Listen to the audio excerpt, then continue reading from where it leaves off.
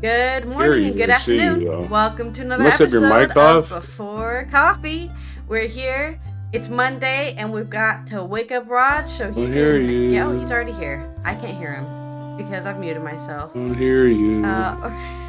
Intro executed. All right, man. I have looked up 0 headlines. You're headlineless. Yeah, headlines. Headlineless I am. Also uncomfortable and headlineless. So do you have any headlines yet? I do. All right. Got my 3 stories ready to go. Okie dokie. Today on Before Coffee. Paralyzed Swedish woman in London cannot return home due to bureaucracy. Facebook parent Meta hit with record fine for transferring European user data to US. Demolition of shantytown on French Indian Ocean island of Mayotte begins. Spying in Mexico strikes a new victim. President's ally. Greek center-right party falls short of majority in general election. And Ukraine war news, Bakhmut not occupied by Russia, says defiant Zelensky. On today, May 22nd, 2023 edition of Before Coffee.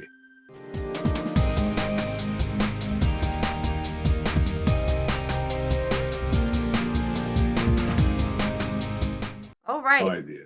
For our first news story, let's go into...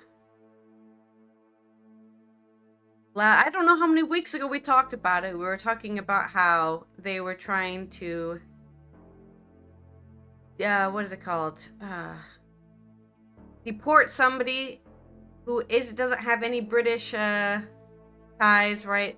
Their family has British citizenship, but their mother didn't, and they're trying to deport her out of the country because you don't belong here. Go back to your other country, because that's the anti-immigration that's going on in the UK. I believe this is a different story about a Swedish woman left paralyzed after a catastrophic bike accident who has been stranded in London hospital for more than a year after efforts to repatriate her to her home country failed due to Stockholm bureaucracy. The situation, described by her husband as shameful, comes following a similar case in which the similar case we talked about before, in which authorities threatened to deport a 74-year-old British woman with Alzheimer's because of strict adherence to Brexit red tape. Karen, 52, a polling company executive, had been living in London for more than 25 years when she sustained a severe brain injury from hitting her head on the pavement after coming off her bike last March. Her injuries are so severe that she has spent the past year being moved from one intensive care unit in one hospital to another, requiring a series of life-saving surgeries and procedures. She's now in a high dependency unit in London hospital, but her husband, Tom, wants to take her home to Sweden where he and Karen and their 12-year-old son could be close to her mother and 3 siblings. But because she has lived out of the country for so long, she has fallen off Sweden's official population register and cannot be considered eligible for care in the healthcare system. Her husband has been told he can present documents to get her relisted as resident in Sweden on her behalf, but only when his wife, who cannot walk or talk, is physically in the country. It's a shattering catch-22 situation. The NHS cannot transfer her to the Swedish healthcare system because the hospitals there cannot receive a patient who is not on the population register. Family's local MP, Labour's Helen Hayes, who has been supporting them since January, described the case as shocking. She has written to Europe's Affairs Minister Leo Dockery, urging him to seek a meeting between UK and Sweden's officials with the hope that both countries can work together outside of existing protocols. Sweden's refusal to allow an exception up to the rules for a vulnerable citizen has shocked Karen's family, and her husband believes that many other immigrants from Sweden will be unaware of the consequences of falling off the population register. Tom has dedicated his life to caring for his wife, even writing to 349 MPs at the Riksdag in Sweden. He got a reply from only one, who expressed his sympathy but said he was unable to resolve the situation. Tom has also wrote to the European Commission and the United Nations Office of the High Commission of Human Rights, arguing that his wife was being discriminated against as a disabled person. They too have been unable to break the impasse. Swedish tax authorities confirmed the rules, saying that Swedish national could be relisted on the registry by a carer once the citizen was in the country. An FCDO spokesperson said, "We are supporting the family of a British-Swedish dual national." Names have been changed as for the request of the family. So basically, you've got a person who's trying. Sweden is still holding strong to their, what is it called?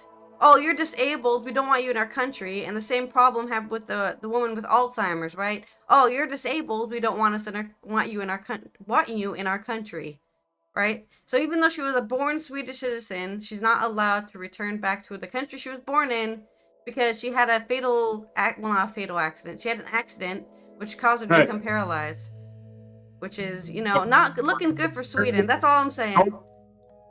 A word for it in any language. Okay. Facebook parent Meta, is that how I pronounce? Meta, hit with record fine for transferring European user data to US. Probably a boring story, but here it goes. This is from the AP. Kelvin. The European Union slapped Meta with a record 1.3 billion privacy fine and ordered it to stop transferring user data across the Atlantic by October, the latest salvo in a decade-long case sparked by U.S. cyber snooping fears. The penalty fine of 1.2 billion euros from Ireland's Data Protection Commission is the biggest since the EU's strict data privacy regime took effect 5 years ago, surpassing Amazon. 746 million euro penalty. 2021 for data protection violations. The Irish watchdog Meta is the lead privacy regulator in a 27-nation bloc because the Silicon Valley's tech giant European headquarters is based in Dublin. Meta, which had previously warned that the services for its users in Europe could be cut off, vowed to appeal and ask courts to immediately put a decision on hold. There is no immediate disruption of Facebook in Europe, the company said. The decision is flawed, unjustified, and sets a dangerous precedent for the countless other companies transferring data between EU and US. Nick Clegg, Meta's president of Global and Affairs, and Chief Legal Officer Jennifer New said in a statement. And yet, it's yet another twist in a legal battle that has begun in 2013 when Austrian lawyer and privacy activist Max Schrems filed a complaint about Facebook's handling of its data following former national security agent contractor Ed Snowden's revelations about U.S. cyber snooping. The saga, has highlighted the clash between Washington and Brussels over the difference between Europe's strict view on data privacy and comparatively lax regime in U.S., which lacks federal privacy law.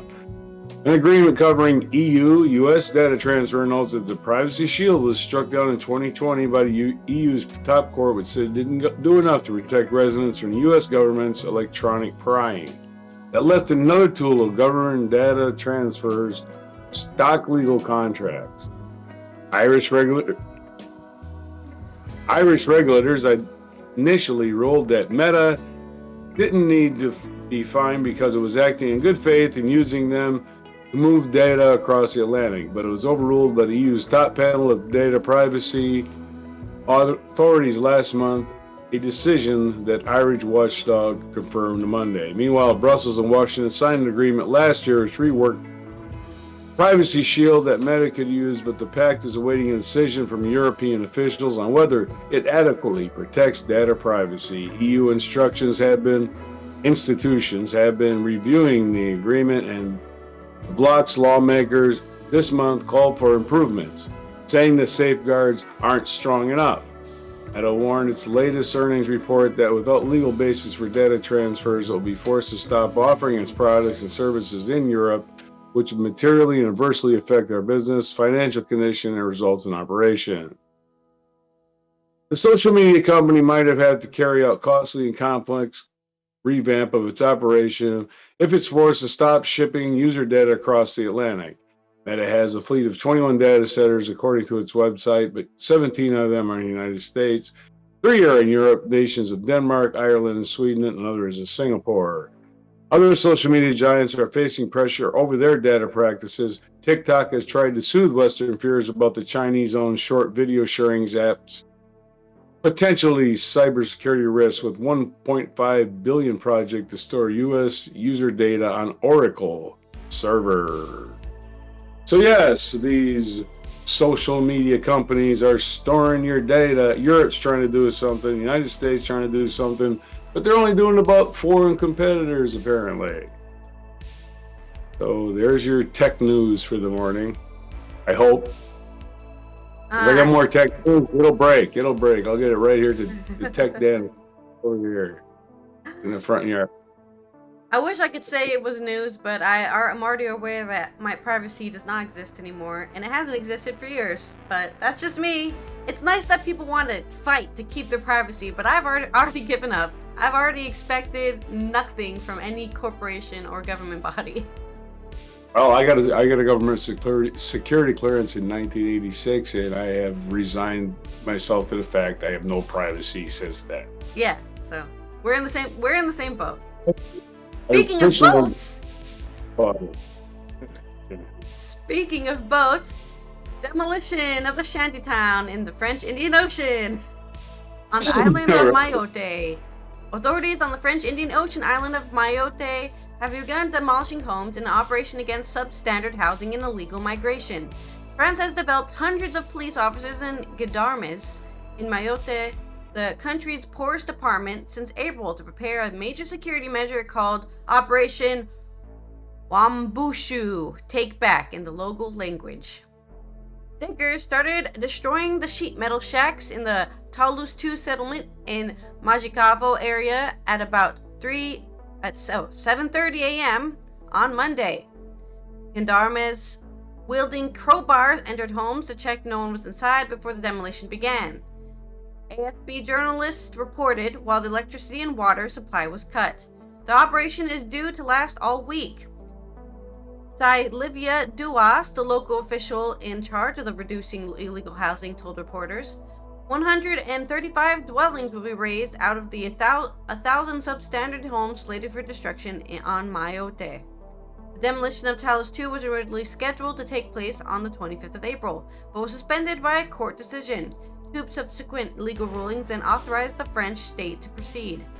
Associations have denounced the Operation Wambushu as a brutal measure violating the rights of migrants, but local elected officials and many residents have supported it.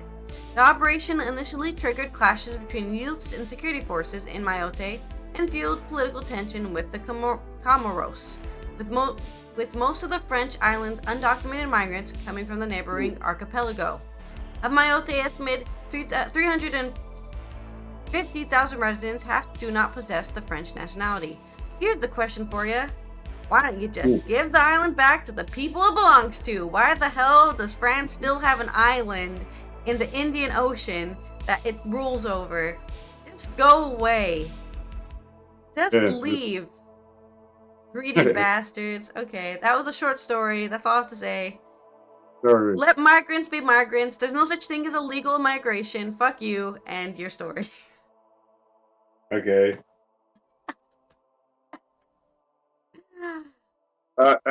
More tech news, which just came in off the wire. Pretend we have a wire. Spying in Mexico strikes a new victim, the president's ally. While looking at abuses by armed forces, the country's top human rights official was targeted with Pegasus, the world's most notorious spyware, the Times found. That's just from the New York Times, obviously. Natalie Kitteroff and Ronan Bergman. He's a legitimate friend of a president, a political ally for decades who is now the government's top human rights official, and he has been spied on repeatedly. Alejandro Encinas, Mexico's Undersecretary for Human Rights, was targeted with Pegasus, the world's most notorious spyware, while investigating abuses by the nation's military, according to 4 people who spoke with him about the hack, and an independent forensic analysis that confirmed it. Mexico has long been shaken by spying scandals, but this is the first confirmed such case of a senior member of the administration, let alone someone so close to the president, being surveilled by Pegasus in more than a decade of the spy tools used in the country. The attacks on Mr. Encinitas, which have not been reported previously, seriously undercut President Andres Manuel Lopez Obrador's pledge to end what has been called an illegal spying of the past. They're also, there's a cute little squirrel looking. I'm a dog. They're also a clear sign of how freewheeling and surveillance of Mexico has become, and no one, not even the president's allies, appear to be off limits. Pegasus is licensed only to government agencies, while there is no definitive proof which one carried out the hack of Mr. Encinitas' phone. The military is the only entity in Mexico that has the access to the spyware, according to 5 people familiar with the contracts. In fact, the Mexican military has targeted more cell phones with the technology than any government agency in the world. Mr. Encinas has long been at odds with the armed forces. He and his team have been accused of involved in more than mass disappearing of 43 students, one of the worst human rights violations in the country's recent history. His cell phone has been infected with multiple times as recently as last year while he was leading a government truth commission about the abduction, giving the hackers unfettered access to his entire digital life, according to the 4 people who had discussed it with him. Pegasus was wielded against some of Mexico's most prominent journalists and democracy advocates several years ago, igniting an international scandal that strained previous administration. Now, new cases have emerged in recent months confirming that the spyware has targeted human rights defenders and local journalists during Mr. Lopez Obrador's tenure as well.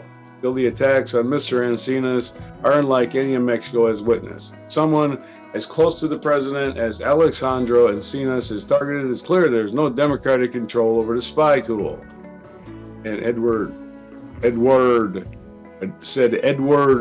Bojorquez, the director of Mexican chapter of Transparency International, an anti-corruption group. There is no checks and balances, he said. The military is a superpower with zero democratic oversight. Mr. Encinas did not respond to multiple requests for comment. The Mexican president and the Mexican Defense Ministry did not respond to requests for comment either. Pegasus can infect your phone without any sign of intrusion and extract everything on it, every email, text message, photo, calendar, appointment. It can watch through your cell phone's camera and listen through its microphone, even if your phone appears to be turned off.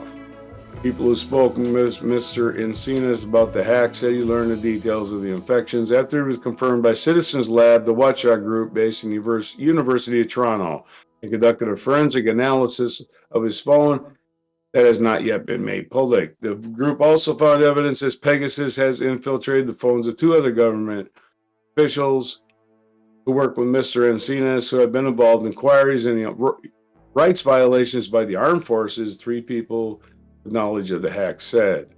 Citizens Lab declined comment. The Israeli manufacturer of Pegasus NSO Group opened an investigation into a cyber attacks on human rights defenders in Mexico after recent reports by the New York Times about the military's use of the spyware, according to a person familiar with the NSO compliance investigations. The company also began looking into the attacks on Mr. Encinas and 2 of his colleagues after the Times asked about those hacks, person said. In a statement, NSO said it does not operate individual Pegasus systems, but the investigations are all credible allegations of misuse, adding past NSO investigations have resulted in the termination of multiple contracts regarding the improper use of our technology. The hacking has put Mr. Encinas and the president in a tough position. In early March, Mr. Encinas met with Mr. Lopez Obrador to talk about the spying and whether to go public with it, according to several people briefed in the conversation. Mr. Encinas has kept quiet about his Pegasus infection since, they said. Over the summer, he and his team published an explosive report about the 43 students' disappearance that accused the military of playing a role, calling the events a crime of the state. Then questions emerged about the evidence, and Mr. Asinas came under intense scrutiny, especially after he admitted in an interview with the Times that key pieces of the inquiry had been invalidated. Lawyers representing military officials implicated in this case called for his resignation and sued him for falsifying evidence, and then, of course, they hacked him. Oh, I'm sorry, I added that. Throughout, Mr. Lopez Obrador has stood by Mr. Encinas, calling him an exemplary public servant in whom we all have utmost confidence. All right, man. There's several paragraphs, but we don't have 45 minutes to delve into the history of Mexico, history of Chapultepec, the Mayan Empire. We won't go into all that. All right, your story. The Mayan Empire. All right. Update on the Greek election that I believe happened on Sunday. Yes. Center-right party of Greece's incumbent Prime Minister Kyriakos Mitsotakis has clinched a 40% of the vote in Sunday's election, comfortably seeing off the challenge of the leftist main opposition Syriza party, but falling short of an absolute majority.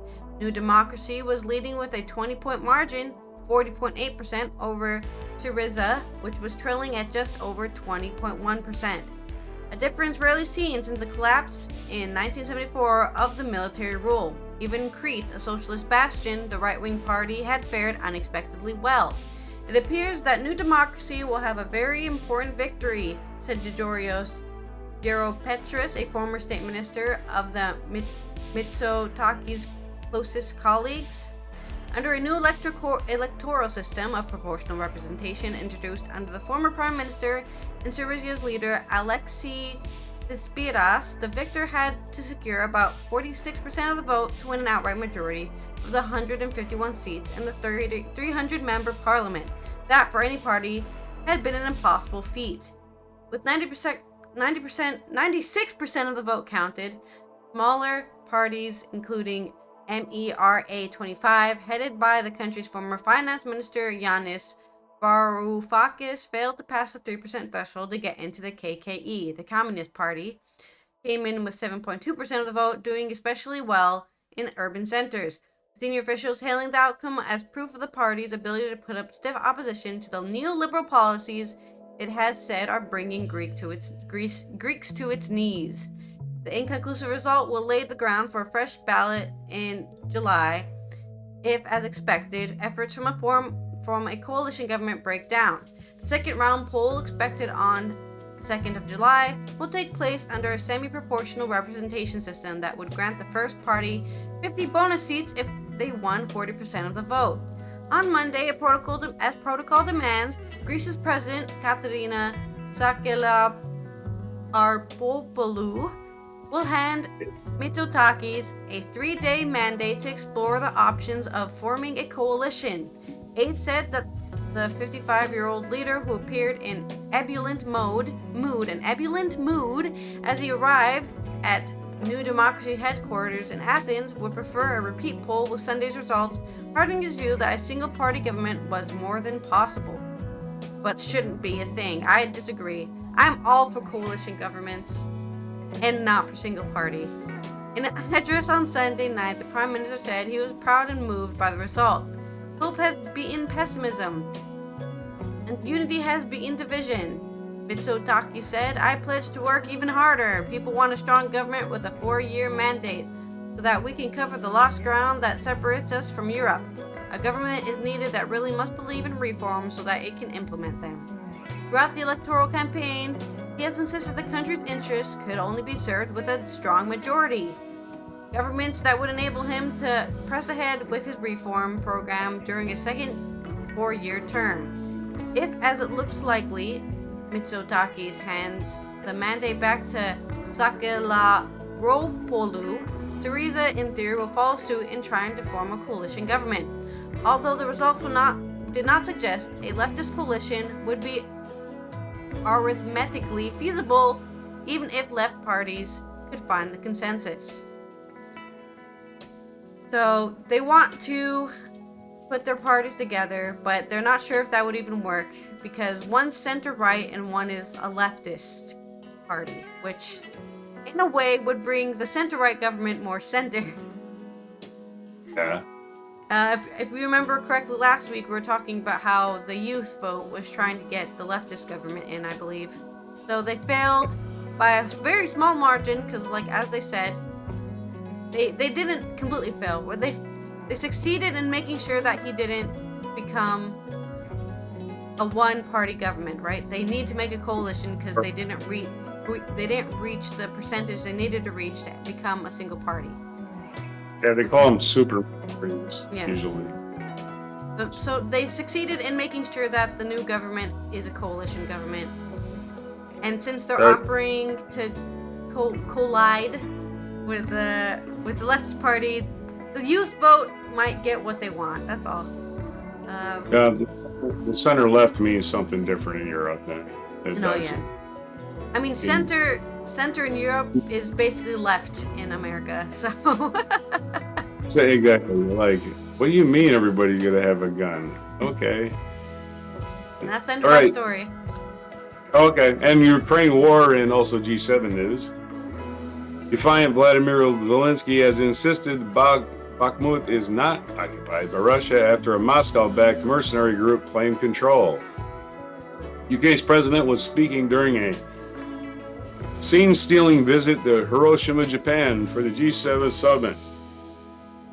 Wagner, which is this mercenary group, founder Yevgeny Prigozhin had earlier claimed victory in Bakhmut, but Ukrainian military sources told the BBC they still had control of a handful of buildings in the outskirts of the city.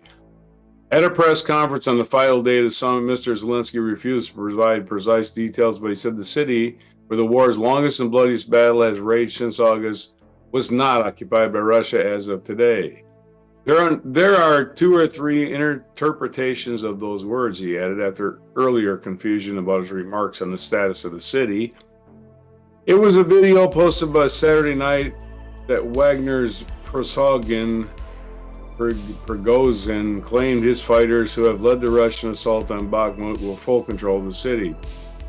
Mr. Zelensky compared Bakhmut to Hiroshima, which was hit by an atomic bomb in World War II, promising a similar reconstruction of his country. Earlier on Sunday, he visited the Hiroshima Peace Memorial Park with Japanese Prime Minister Fumio Kishida, whose relatives died when the United States dropped the bomb in the city in 1945. Mr. Zelensky laid a wreath for those who were killed in the attack. After meeting with Kishida, he strode onto the auditorium at the Peace Park to speak to reporters. As he entered, one journalist shouted from the back of the room, "Slava Ukrainia, glory to Ukraine." Mr. Zelensky nodded to acknowledge her.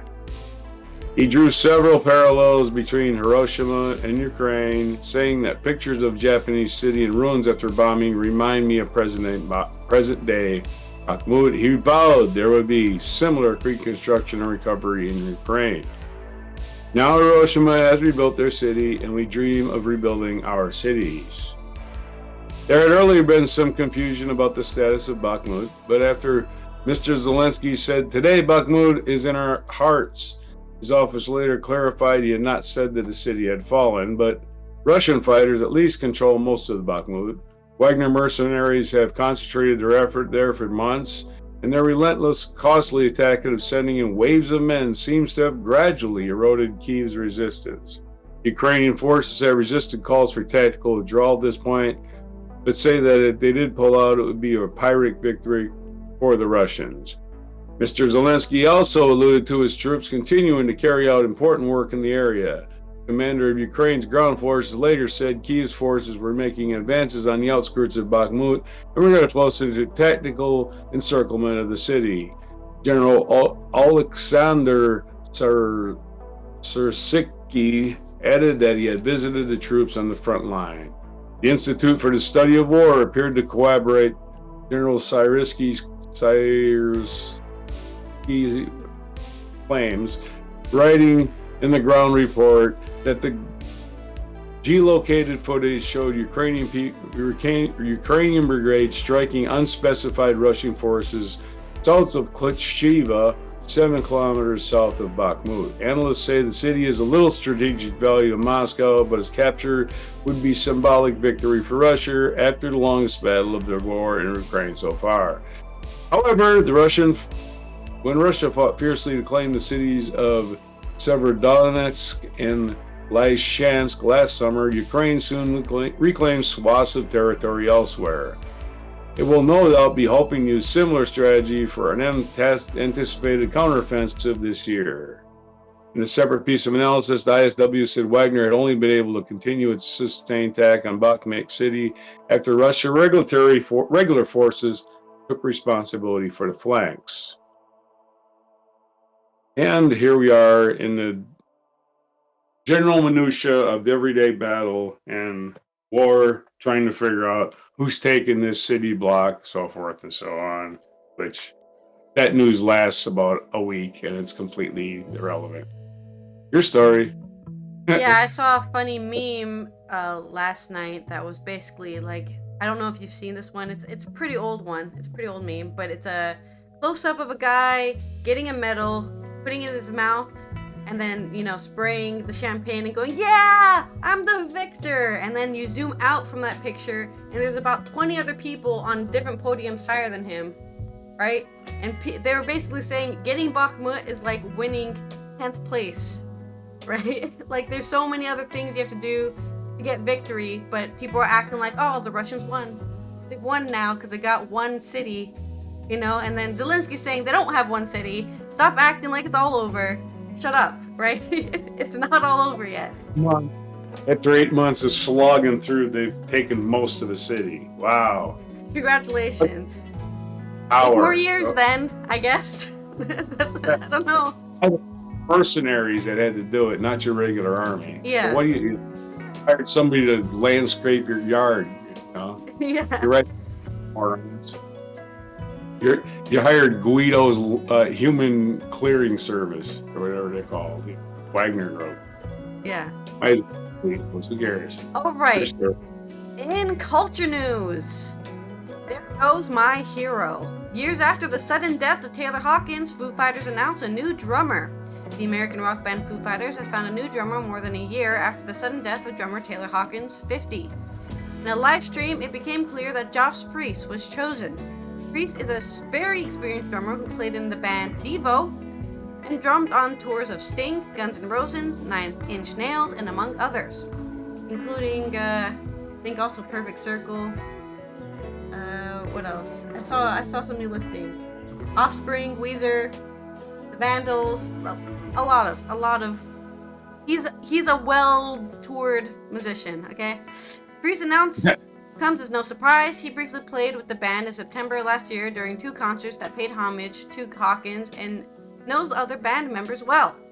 At the presentation of the new drummer yesterday, the well-known drummers Chad Smith, Red Hot Chili Peppers, Tommy Lee, Motley Crue, among others, first came into picture to mislead fans. However, they made all sorts of funny, petty statements like, "I cut your poodle's hair." After that, it was seen that Freese had already taken place behind the other Foo Fighters band members behind the drums. As most people know by now, the band Foo Fighters was founded in 1995 by Dave Grohl. He was the former drummer for the legendary garage band Nirvana, disbanded after the death of the frontman Kurt Cobain. Although Grohl mainly sings and plays guitar with the Foo Fighters, he has also played drums on the group's first 2 albums. I wouldn't even really call them a group, it was just him by himself for the first 2 albums.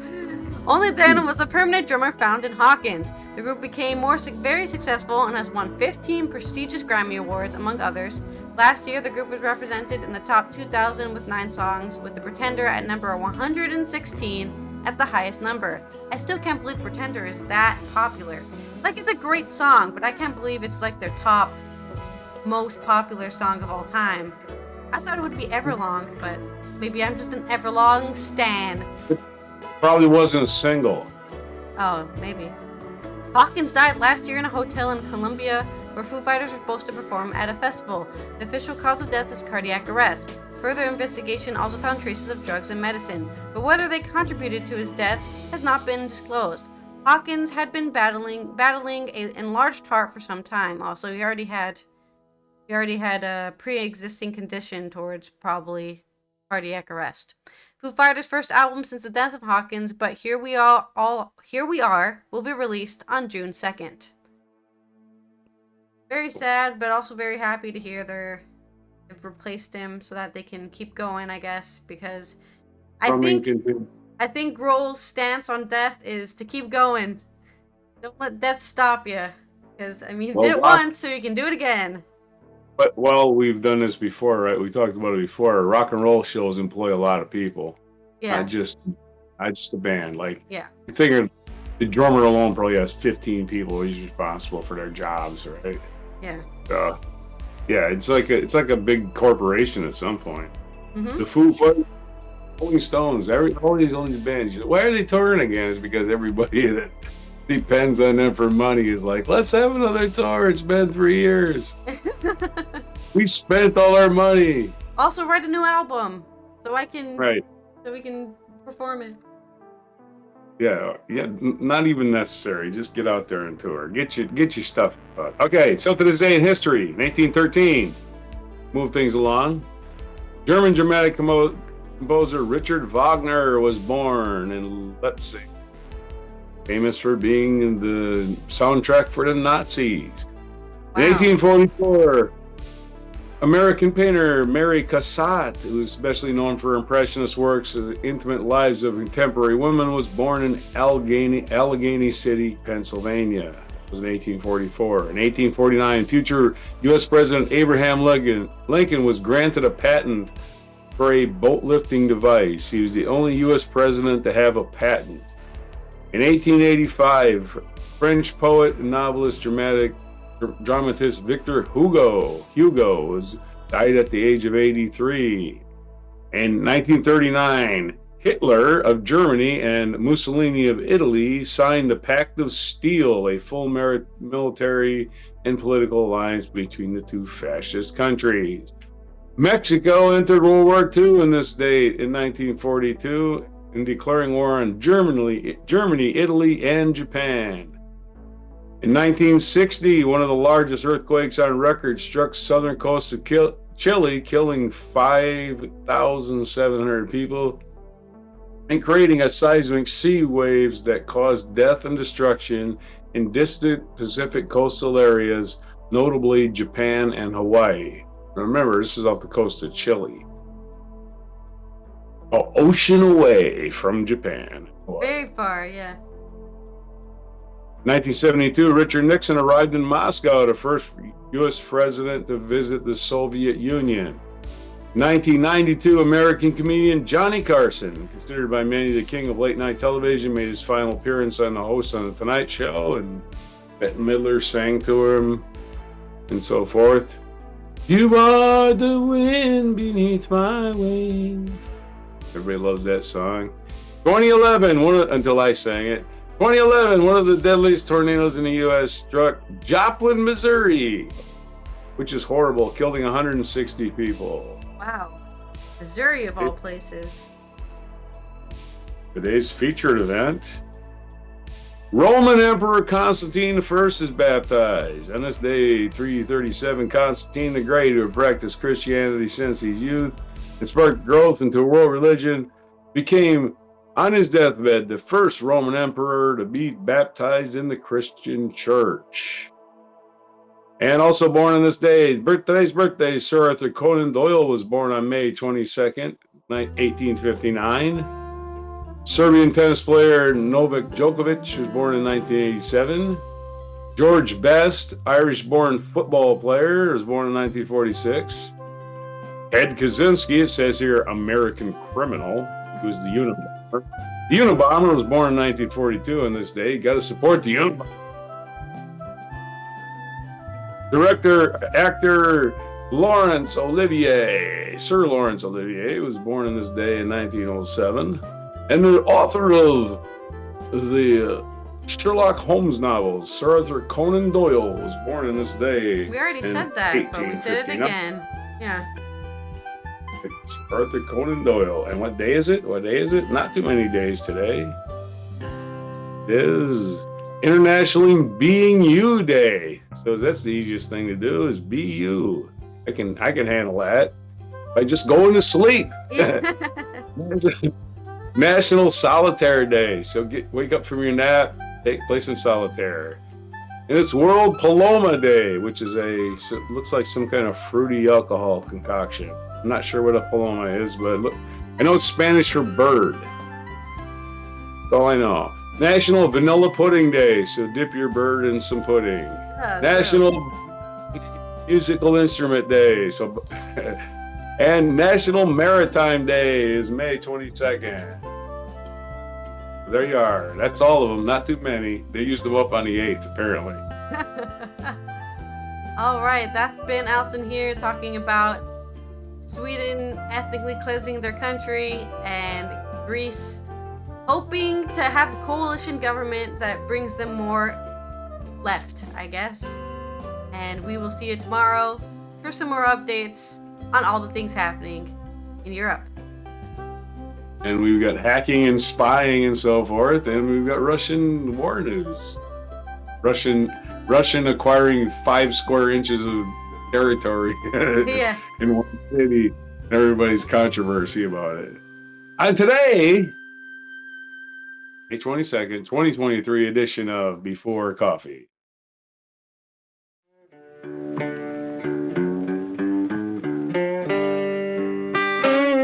Be sure to hit the like, subscribe, and notify buttons, and follow our other channels, Toxic Alley, History of Gravy, and Scratchy Old Records.